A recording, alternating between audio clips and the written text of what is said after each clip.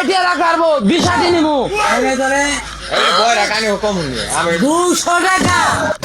2000 টাকা কি হাত আছে কত রাখারবা এটা রাখো এটা একদম বুদা দাম বুদা বুঝো रुको जरा सबर करो রাখারবা না এইটা দাদা 200 টাকা এই যে 200 হ্যাঁ কত বেতন তুই